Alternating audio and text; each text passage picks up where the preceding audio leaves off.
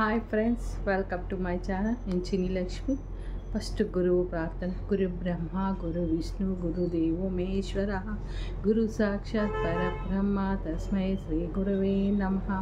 మీలో ఉన్న పరమాత్మకు నా యొక్క నమస్కారాలు. ఇప్పుడు నెక్స్ట్ చాప్టర్, అయోధ్యకి తిరిగి రావటం. నేను మా అమ్మ నిశ్శబ్దంగా మా కుటీరానికి నడిచి వెళ్ళాం. మా ఇద్దరిలో ఎవరికి తినాలని అనిపించక ఆశ్రమం వారు అందించే సాయంత్రపు ఆహారాన్ని వాళ్ళు స్వీకరించలేదు. ఆ స్టోరీ అంతా విన్నారు కదా, సో వాళ్ళకి తినాలని అనిపించలేదన్నమాట. సోమ చెప్పిన కథ వల్ల ఉప్పొంగిన ఉద్రేకంతో నీరస పడిపోయిన మా అమ్మ వెంటనే నిద్రపోయింది. కొన్ని గంటల అటు ఇటు దొర్లి నేను బయటకు వచ్చి ఆకాశం వంక చూస్తూ కూర్చున్నాను. పగలంతా నాలో ఎన్నో ప్రశ్నలు మెదిలాయి. నక్షత్రాలు వాటికి జవాబిస్తాయేమో అని అనుకున్నాను. నేల పొడుపు చంద్రుడు కనిపిస్తూ ఆకాశం మెరుస్తున్న నక్షత్రాల మధ్య చీకటిగానే ఉన్నది. లెక్కలేనని మెరిసే తారలతో పాటు కొన్ని పేలవైనవి, కొన్ని గుంపులుగాను, మరికొన్ని ఒంటరిగాను నక్షత్రాలు ఉన్నాయి. భూమి నుంచి ఎంతో దూరంగా ఉన్న ఈ నక్షత్రాలు మా మహారాణికి సాక్షిగా ఉన్నాయా? ఇబ్బందులకు, యత్నాలకు ఆమెకు సాక్షిగా నిలబడ్డాయా అనేది ఆమెకి క్వశ్చన్ లాగా అనిపించింది అనమాట. నేను ప్రేమించినట్లే అవి ఆమెను ప్రేమిస్తున్నాయా అని వాటి వైపు చూస్తూ అనుకుంటూ ఉన్నదన్నమాట. నా మనసు సోమ చెప్పిన మహిళ ఋషుల వైపు మళ్ళింది. వారు ఇప్పుడు ఎక్కడున్నారు? బహుశా వారు కొన్ని నక్షత్రాలు, గ్రహాలను పరిరక్షిస్తూ సదూరంగా ఉన్న నిస్పృహను తగ్గిస్తారేమో. వారు మన భూమి ఒకదాని గురించి కాక అనేక విషయాలు చూసుకోవాలి. బహుశా మహారాణితో వారితో ఉందేమో. విశ్వంలోనే వేరే భాగంలో ఒక ముఖ్య విషయం గురించి పనిచేస్తుందేమో. అలా అయితే నా ప్రార్థనలు ఆమె ఎలా చేరుతాయి? నాకు గుర్తున్నంతవరకు నా హృదయం ఎప్పుడు మహారాణి సీత పట్ల ప్రేమతో నిండి ఉండేది. అయితే సోమని కలిసిన తర్వాత ఆ ప్రేమ మరింత ఉప్పొంగింది. నా హృదయంలో సోమతో ఉండిపోవాలని, ఆమె నుంచి నేర్చుకోవాలని, ఆమె సేవ చేయాలని కోరిక దాగి ఉంది. అయితే దీనిని నేను ఆమెతో చెప్పడం కానీ మా తల్లితో కానీ చెప్పలేకపోయాను. ఇప్పుడు నా గమ్యం వివాహం. నేను దానికి అంగీకరించాను. సోమ చెప్పింది వినడం నా లోపల ఉన్న అడ్డును దేనినో, నేను గుర్తించలేని మూలం నుంచి వచ్చిన నిరోధాన్ని దేనినో అద్భుతంగా తొలగించింది. నా జీవితం ఏ మార్గంలో నడిపించిందో పట్టించుకోకపోయినా ఆ మార్గం మహారాణి సీత దగ్గరకు చేరినందుకు నేను సంతృప్తిగా ఉన్నాను. ఇప్పుడు నాకు ఉన్న కొలమానం అదే. తనంతా మారిపోయిందనమాట. సీత గురించి ఆలోచిస్తూ ఆమె పట్ల ప్రేమతో ఇంకా ప్రేమ పెరిగింది ఆమెకు. నెమ్మదిగా కుటీరం బయట మెత్తటి నేలపైన నేను తలవాచి నిద్రపోయినాను. ఉదయము సూర్యకిరణాల మీద పడిన లేవలేదు. మా అమ్మ అనసూయ అని మెల్లగా పిలిచింది. అప్పుడు నేను కళ్ళు తెరిచి కూర్చొని ఆమె పక్కన కూర్చున్నాను. రేపు మనం తిరిగి ప్రయాణం మొదలు పెట్టాలి. ఇంతవరకు నీ గురించి సోమతో మాట్లాడే అవకాశం రాలేదు. అది అవసరం లేదమ్మా. తండ్రి గారు నాకు ఏది మంచిదని చెప్తే అది చేస్తానని గబగబా చెప్పాను. ఆమె నవ్వుతూ, నీ హృదయంలో ఎంతో మార్పు వచ్చింది సోమ. ఇప్పటికి పనిచేసింది. నాకు ఎంతో సంతోషంగా ఉంది. ఇప్పుడు మనం మన కథను ఆమె కథను ఇంకా పూర్తి చేయిద్దాము అని అంటుందన్నమాట. ఆశ్రమంలో కొంచెం ఆహారం తీసుకొని నేను సోమ కుటీరం వైపు వెళ్ళాం. నిన్న సాయంత్రం మేము వచ్చేటప్పుడు ఎక్కడ ఉందో అక్కడే కూర్చొని విశ్రాంతి తీసుకుంటుంది. మా అమ్మ ఆమెతో మేము రేపు వెళ్ళాలని చెప్పింది. ఆమె తల ఊపింది. నేను ఇంకా ఏం చేయగలను నా వైపు తిరిగి ఆమె అడిగింది. రాత్రి నాలో ఉన్న ప్రశ్నలన్నీ మాయమే. నేను జగ్గుతూ, మహారాణి సీత అయోధ్యకి తిరిగి వచ్చేటప్పుడు ఎలా ఉంది? నగరానికి దూరంగా ఈ ప్రాంతంలో ఉండటానికి ఆమె ఎలా వచ్చిందో చెప్పగలరా? సోమ నవ్వుతూ బదులిచ్చింది. అది చాలా పెద్ద కథే కాక క్లిష్టమైంది కూడా. ప్రపంచంలో మాత పాత్ర ఏమిటి అనేది తెలియచేయడం చాలా కష్టం. ఆమె చేసిన దాంట్లో చాలా భాగం దాయబడింది. ఈనాటికి కూడా. నేను మొదలు పెడతాను. సోమ చాలాసేపు మౌనంగా ఉంది. తర్వాత కళ్ళు మూసుకొని వెనకకు ముందుకు తిరుగుతూ నిదానంగా ఓంకారం వంటి శబ్దాన్ని చేస్తూ ఉంది. నేను సోమ పక్కన కూర్చొని కళ్ళు మూసుకొని ఆమె చెప్తున్న విషయాలన్నీ వింటున్నాను. దృశ్యాలను మనోనేత్రంతో చూస్తూ వినసాగిందనమాట. విజువలైజేషన్ చేసుకుంటాంది. శ్రీరాముడు మాతను లంక వదిలిన తర్వాత ముందుగా మహాదేవునికి పూజ చేయడానికి సైనికులకు లంకకు వారధి నిర్మించిన చోట శ్రీరాముడు మహాదేవుడు పూజించిన చోట ఆగారు. తర్వాత వారు పంచవటికి వెళ్ళి చంద్రికా యోగిని దర్శించారు. మాత ఆమె వద్దకు మళ్ళీ వస్తానని మాట ఇచ్చిన అపహరణకు గురి అవ్వడం వల్ల వెళ్ళలేకపోయింది. ఆమె ఇప్పుడు ఆ మాట నిలుపుకుంది. చంద్రిక తను మొదటి చూసినప్పటికీ ఉన్నత స్థితిలో ధ్యానంలో స్థిరంగా ఉండడం చూసి మాత సంతోషించింది అనమాట. ఆమె ఇప్పటికీ ఒక మునిలాగా అదే పాడుపడిన కుటీరంలో సమయమంతా పూజలు ధ్యానాలతో గడుపుతుంది.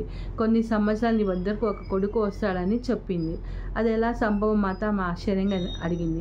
అరణ్యంలో ఒక చిన్న పిల్లవాడు తిరుగుతూ ఉండడం నువ్వు గమనిస్తావు. నిన్ను వద్దు అనుకునే అతను ఇప్పుడు తన తల్లితో త్రోసిపుచ్చబడతాడు. అతనిని తీసుకొని కొడుకులాగా పెంచు. అతను నీ శిష్యుడిగా మారి నీ నుంచి నేర్చుకొని నీతో బంధం పెంచుకుంటాడు. నీ హృదయంలో సంపూర్ణంగా కావాల్సిన ప్రేమ ఎంతో ఉంది. అది అతని వైపు ప్రసరించని. కేవలం నీ ప్రేమ మాత్రమే అతని గత చర్యలను తుడిచిపెట్టగలదు. ఆ మాటలు వింటున్న చంద్రిక కన్నీరును కార్చింది. నేను అతను మళ్ళీ కలుస్తాను ఆమె మృదువుగా అడిగింది. మాత తల ఊపి ఇప్పుడు మాత్రమే అతను ఎంతో చక్కగా ప్రవర్తిస్తాడు. నువ్వు అతని దారి మళ్ళకుండా చూడు అని చెప్తుందనమాట. శ్రీరాముడు నిలబడి వాళ్ళ మాటలు వింటున్నాడు. వాళ్ళ మాటలు ఆపగానే శ్రీరాముడు, చంద్రిక, సీత లంకలో ఉన్నప్పుడు నీ ప్రార్థన శక్తికి మూలంగా ఉన్నాయి. దాన్ని నేను ఎప్పటికీ కృతజ్ఞతుడు కనుక చెప్పారు. ప్రభు ఆమె మర్యాదగా అడ్డుకోబోయింది. కానీ శ్రీరాముడు మాత ఆమె వైపు చూస్తూ నవ్వారు. మాత ఆమెతో గుసగుసగా, నీ భర్త నీ కుమారుని రూపంలో తిరిగి రావడం అనేది రాముని ఆశీర్వాదమే. నీ భర్త నదిలో మరణించి కనిపించినప్పుడు బయటకు తీసి అంత్యక్రియలు చేసింది ఆయనే. మళ్ళీ అతను నీ వద్దకు పంపిస్తున్నది ఆయనే అని చెప్తుందనమాట. అప్పుడు ఒకటి కొలనలో శవము వాళ్ళు చూసింటారు కదా, దానికంతా శ్రీరాముడే చేసింటారనమాట. నీ కుమారుని అతను ఎంతటి యోగియో ఈ విధంగా పెంచు అన్నాడు రాముడు. ఆమె ఆశీర్వాదం వారు సెలవు తీసుకున్నారు. వారు అయోధ్యకు తిరిగి వచ్చేటప్పుడు గొప్ప ఉత్సవం జరిగింది. సీతారాములు మళ్ళీ చూడడంతో నేను పొందిన ఆనందాన్ని వివరించడానికి మాటలేవు. అయితే సుదీర్ఘ ప్రయాణం వల్ల తపస్సు వల్ల ఆమె పొందిన అలసటను కూడా నేను చూశాను. ఆమె అంతకుముందు లాగానే అపురూప సౌందర్యంతో ఏమాత్రం మారకుండా మరింత పరిణితి చెందిన సౌందర్యంతో ఉన్నప్పటికీ ఆమె జీవశక్తి బలహీనపడినది. వేరెవరు దానిని గుర్తించకపోయినా నేను గుర్తించగలను. నా సంతోషంలో ఆ విషాదం కూడా ఉంది. ఆమె త్యాగానికి అది మూల్యం. శ్రీరాముని విషయంలో కూడా అదే సత్యమే ఉండవచ్చు. కానీ నేను ఆయనకు సన్నిహితంగా లేదు కనుక అది నేను చెప్పలేను. మాత నాకు దగ్గరగా తెలుసు కాబట్టి ఆమె నడకలోనూ అడుగుల్లోనూ మాట్లాడే విధంలోనూ కూడా నేను ఆమెను గమనించాను.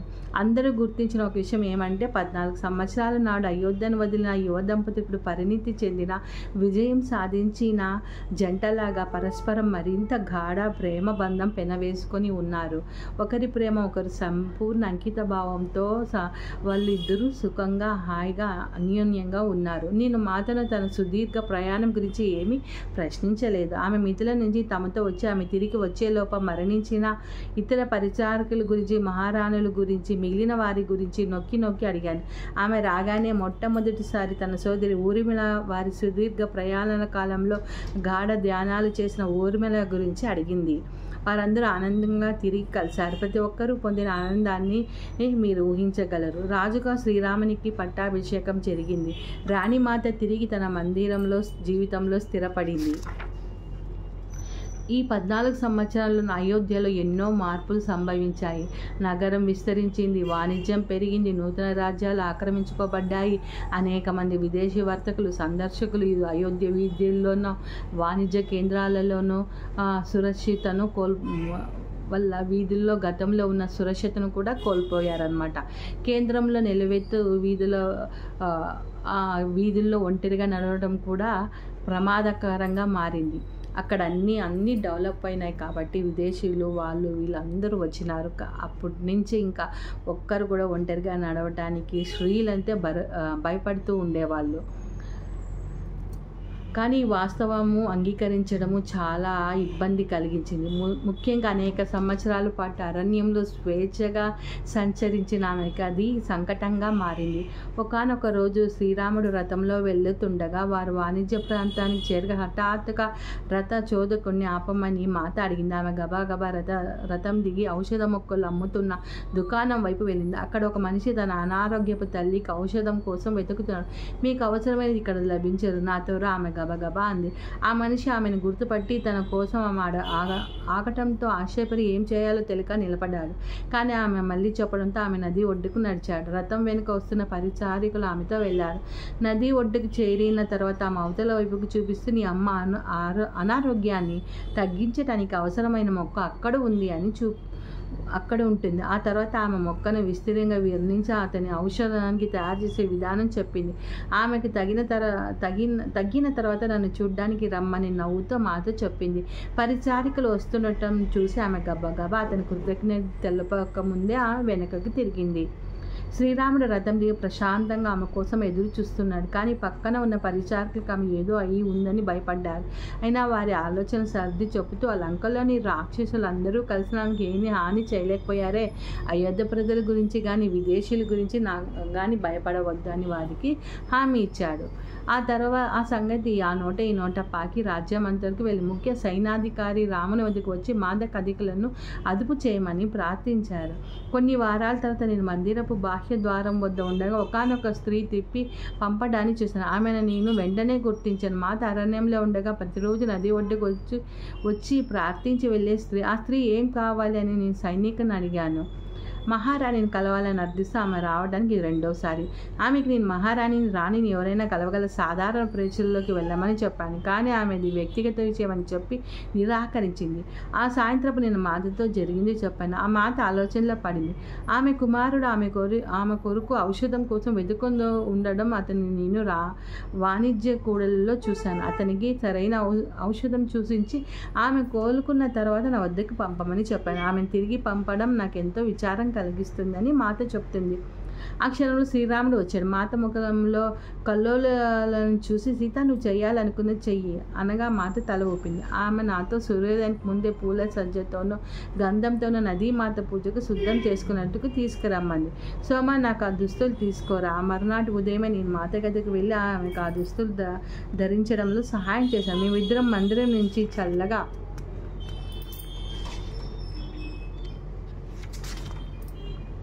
జారుకోవడానికి సిద్ధమయ్యాము. కాపలా వారిలో ఒకరనగా నేను మహారాణి నది ఒడ్డుకు వెళ్ళి ఒక ప్రత్యేక పూజ చేయమన్నారు అని చెప్పాను. అతను సరేనని మమ్మల్ని వెళ్ళనిచ్చాడు. ముందు మేము నది ఒడ్డుకు వెళ్ళగా ప్రార్థించాం.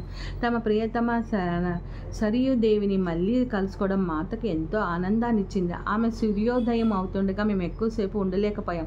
మాత ఆ స్త్రీ ఇంటిని కనుక్కోవాలనుకుంది. సూర్యోదయం కాగానే మేము అక్కడికి చేరాం. ఆమె కుమారుడు తలుపు తీసి మహారాణి పరిచారిక దుస్తులలో వాకిట్లో నిలబడ్డం ఉండడం చూసి నిర్ఘాంతపోయాడు. ఆమె పాదాలపై పడి మహారాణి నేను ఇంతకుముందు మీ కృతజ్ఞతలను తెలపలేకపోయాను. నా కుటుంబం కోసం మీరు చేసినది మా అమ్మ తీవ్ర అనారోగ్యం ఉండగా మీరు మళ్ళీ ఆమెకి జీవితాన్ని ఇచ్చాడని కృతజ్ఞతలను తెలిపాడనమాట.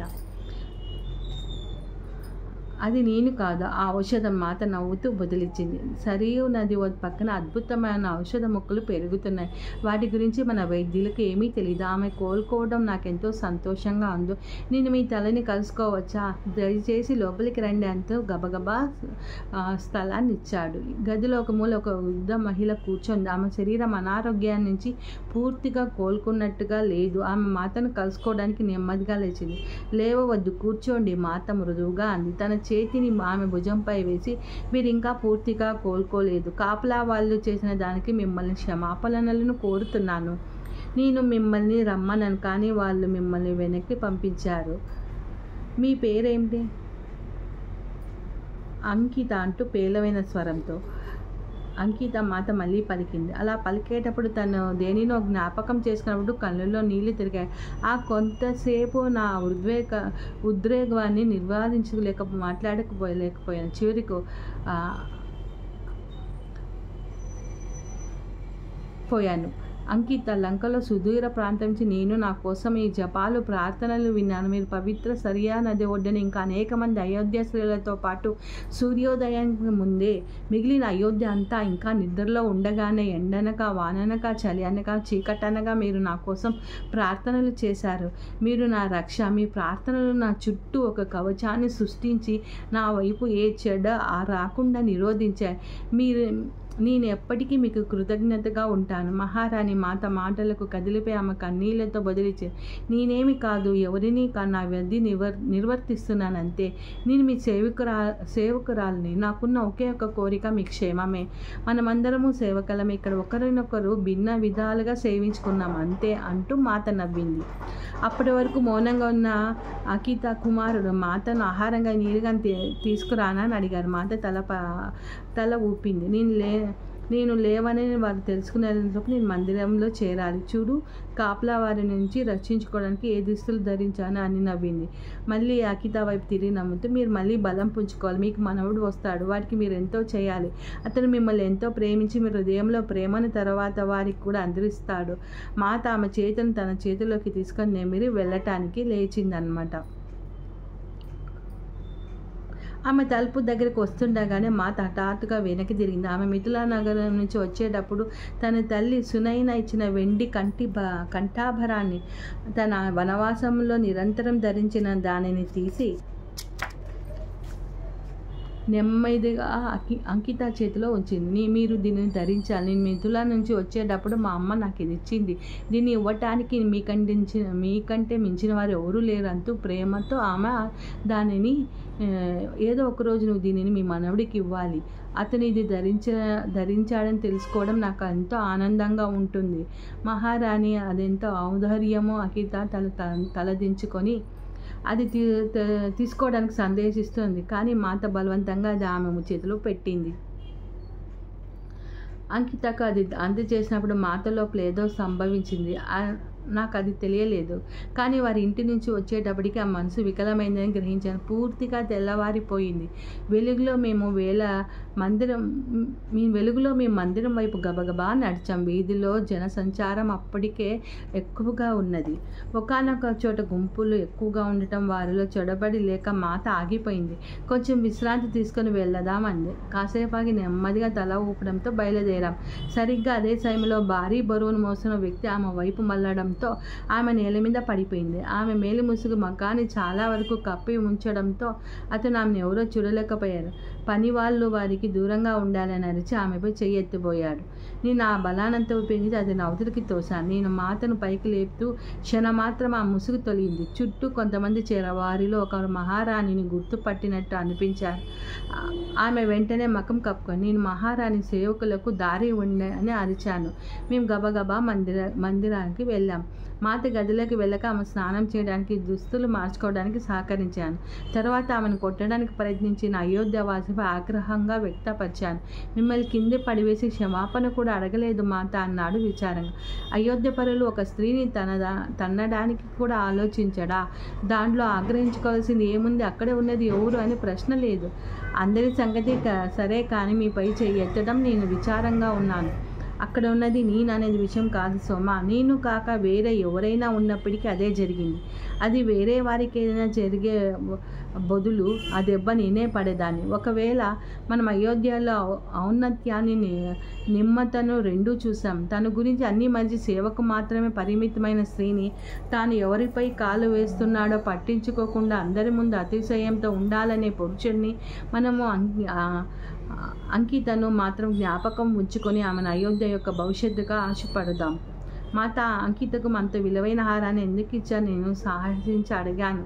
ఆమె చేసిందంతా నాకు తెలుసు. కానీ ఆ ఆహారం దానికి చాలా పెద్ద కథ ఉంది సోమ. ఒకానొక పూర్వజన్మలో నేను మిథిలా నగర్లో ఒక పేరున్న కుటుంబంలో పవిత్ర శ్రీమూర్తిని. ఆమె భర్త దుష్ప్రవర్తనతో ఒక ఋషి శాపానికి గురయ్యాడు. వారు తనకున్నదంతా కోల్పోయి చాలా ఇబ్బందులు పడ్డారు. ఆమె భర్త మిగిలిన వారు శాపం వలన మరణించారు. ఆమె జీవించున్న ఒక కొడుకును పెంచవలసి వచ్చింది. జనకుని కుటుంబం ఆమె పట్ల గాఢ సానుభూతితో ఆమెను కుమారుని పరిచారకులుగా తీసుకున్నారు. ఆమె గాఢ కృతజ్ఞతతో భవిష్యత్తుతో జన్మలో కూడా తన జీవితాన్ని ఆ కుటుంబానికి అంకితం చేస్తానని ప్రతిజ్ఞ చేసింది. పరివార కృత్యాల్లో సేవ చేస్తూ చిన్న వయసులోనే మరణించింది. మళ్ళీ మిథిలోనే జన్మించి పరివార కృత్యాలతోనే సేవించిన తర్వాత అయోధ్యలో పుట్టింది. కానీ మా కుటుంబం పట్ల ఆమెకున్న భక్తి అలానే ఉంది. ఆమెకు ఇవేమి జ్ఞాపకం లేవు. అయినా ఆమె తీసుకున్న ప్రతిజ్ఞ ఇన్ని జన్మల్లోనూ ఇన్ని సంవత్సరాల్లోనూ ఆమెతోనే ఉన్నది. ఎక్కడో ఆమె హృదయపు లోతుల్లో ఆమెకు నా కుటుంబపు వారసురాలు ఉండాలని తెలుసు. అదే ఆమె నది ఒడ్డుకు నా కోసం ప్రార్థించేటట్లు చేసింది. ఆమె జరిగి ఎంతో కాలమైన ఆమె అంకితత్వం కోల్పోలేదు. ప్రేమ యొక్క శక్తి అది సోమ. అది ఒక తరం నుంచి మరో తరానికి, ఒక జన్మ నుంచి మరో జన్మకు ప్రవహిస్తుంది. ఆమె చెప్పింది విను నేను దీర్ఘాంచపోయాను. ఆమె మీనాక్షి యొక్క పూర్వీకురాల అపనమ్మకంగా అడిగాను. మాత తల ఊపి బుదిలిచింది. అవును, ఆమె మీనాక్షి యొక్క తాత ముత్తాత ఆమె భర్త శాపాన్ని భరించవలసి వచ్చింది. ఆమె ఏ పొరపాటు చేయకపోయినా ఇన్ని సంవత్సరాలు జన్మలు తర్వాత కూడా కోల్పోయిన అంకితత్వాన్ని చూసి నేను కదిలిపోయాను. అందుకే ఆమెకు నేను విలువైన హారం ఇచ్చాను. ప్రేమ ఒకవైపు ప్రవహించే వాగు లాంటిది. అది వికసించాలంటే రెండు వైపులా ప్రవహించాలి. జనుకు నీ కుటుంబం పట్ల చూపిన ప్రేమ ఆమెకు తిరిగి ఇవ్వటం, ఆమె వారసులు నది వద్ద ప్రార్థించడం, ఆమెను గుర్తించడం, ఆమె ప్రేమను తిరిగి పొందటం, ఈ ప్రేమ చక్రం మమ్మల్ని నిలిపి ఉంచింది. విశ్వం ఈ విధంగా పనిచేస్తుందని సీతామాత చెప్పింది. శ్రీరాముడు మాత వద్దకు సాధారణ ప్రజానికంతో సమావేశానికి ఆమె తెలిసి వెళ్ళడం కోసం వచ్చేసరికి నేను ఇంకా సమాచారాన్ని విశ్లేషించుకుంటానే ఉన్నాను. ఆ సమావేశంలో ప్రేక్షకుల్లో ప్రజలు ఒక వార్త ప్రచారంలో ఉన్నది. ఈ ఉదయం మహారాణి పరిచారకుల దుస్తుల్లో వీధుల్లో కనిపించింది అని అన్నారు. మహారాణి పరిచారిక దుస్తులు అదెలా సాధ్యం? ఆరా తీశారు. రాముడు చిన్నగా నవ్వుతూ ఆ మనిషి భుజాలను ఎగురవేసి, అది కేవలం పుకారు మహారాజా, దానిని మీరు పక్కన పెట్టండి. అటువంటి విషయాల ప్రచారం గురించి సరైన విషయం కాదు. స్త్రీల పట్ల అఘోరంగా ప్రవర్తించడం సరైనది కాదు, రాముడు బదులిచ్చాడు. వర్తకులలో ఒకరు ఆ గృహ కృత్యాల్లో స్త్రీలను కింద పడివేసి కనీసం లేపటంలో కూడా సహాయం చేయలేదని నేను విన్నాను. ఇది చూపినా మన పౌరులైనా ఆమెకు సహాయం చేయడానికి వచ్చారా? స్త్రీల పట్ల ఈ విధంగా ప్రవర్తించడం సరైనదేనా? మహారాణి చర్యలను ప్రశ్నించడం కూడా సరైనది కాదు అని చల్లగా చెప్పారు. అది జరిగేటప్పుడు మాత ఏం మాట్లాడకుండా ఆ సమూహం వైపు నవ్వుతూ చూసింది. కొన్ని నెలలు గడిచాయి. ఇది జరిగిన తర్వాత మాత మందిరం దాటి ఎక్కువగా బయటికి వెళ్ళలేదు. ఆమె బందీగానే ఉన్నట్టు భావిస్తుందని నాకు తెలుసు. కానీ ఆమె ఎప్పుడు ఆ మాట బయటకు చెప్పలేదు. ఆమెకు ఉన్న ఒక కోరిక శ్రీరాముని ప్రోత్సహించడమే. ఆ రోజుల్లో నేను మాతతో ఎక్కువగా గడపలేదు. ఉదయం సాయంత్రం సాయం చేయడానికి వెళ్ళేదాన్ని. ఆమె ఎక్కువ సమయం రాముడితోనే ఉండేది. అరణ్యంలో వారి మధ్య చివరించిన ప్రేమ ఇప్పటికే అందరికీ తెల్లమైనది. వారిద్దరూ ఏకాంతంగా ఉన్నారా, పరివార కృత్యాల్లో వారి మధ్య ఉన్నారా అనేది పట్టించుకోకుండా పరస్పరం వారి మధ్య గాఢ ప్రేమ మెచ్చుకోలాలు అందరికీ స్పష్టమయ్యాయి. వారు ఉల్లాసం ఒకరికొకరు అంటుకుంటూ మందిరం అంతా ఆనందగీతం పాడుకున్నట్టుగా ఉండేది. మాత తల్లి కాబోతుందనే వార్త వ్యాపించడంతో మరింత ఉల్లాసం పొంగి పొర్లింది. మందిరాలలోనూ నగరాలలో ప్రతి ముఖం నవ్వుతో వెలిగింది. 14 సంవత్సరాల విషాదం వెనకబడింది. వారందరూ నూతనోత్సాహం, శక్తి, ఉల్లాసాలు పొంగిపోయాయి. తమ వారసుడు రాబోతున్నాడన్న ఆనందంతో అంతకంటే గొప్ప ఆనందం ఏముంది? అయితే అది ఎంతకాలం నిలవలేదు. మాతకు ఒక రాత్రి వచ్చిన కలలో అదంతా అంతమైపోయినది. సోమ ఇప్పుడు తన కథను ఆపింది. ఆమె కళ్ళు తెరిచి ఒక దీర్ఘ శ్వాస తీసుకొని మా వైపు చూసి, మేము మొదలుపెట్టినప్పుడు నేను మా అమ్మ మాత్రమే ఉండాము. ఇప్పుడు మరికొంతమంది చేరారు. సోమ మా అందరి వైపు తిరిగి తల ఊపి నా వైపు, బిడ్డ నువ్వు ఏదైనా ప్రశ్నించు, నేనేమేమి మాట్లాడకపోయినా ఆమె మళ్ళీ రెట్టించు. సోమ, అంకిత మీనాక్షి యొక్క పూర్వీకురాలా అని చెప్పావు. నేను ఆగాను. సోమ తలిపి, నిజమే, మాత అదే చెప్పింది. మరి మీనాక్షి ఎవరు? నేను కౌతూహలంగా అడిగాను. సోమ నవ్వింది, నా వైపు తదేకంగా చూస్తూ. అది అంత ముఖ్యమైనది కాదు. ఆమె కూడా మిథిల నుంచి వచ్చింది. ఆమె కూడా అతను గాఢంగా ప్రేమించింది. నీకు అంతవరకే తెలిస్తే చాలు. హఠాత్తుగా మా అమ్మ చాలా అలసిపోయినట్టుగా కనిపించింది. సోమ, మేము నిన్న విశ్రాంతి తీసుకోవడానికి వదలాలి అనుకుంటున్నాను. ఈవేళ ఎండ చాలా తీవ్రంగా ఉంది. నాకు కూడా విశ్రాంతి కావాలి. త్వరలో వర్షాలు వస్తాయని ఆశిద్దాం. మేము ఇప్పుడు మళ్ళీ వస్తాం.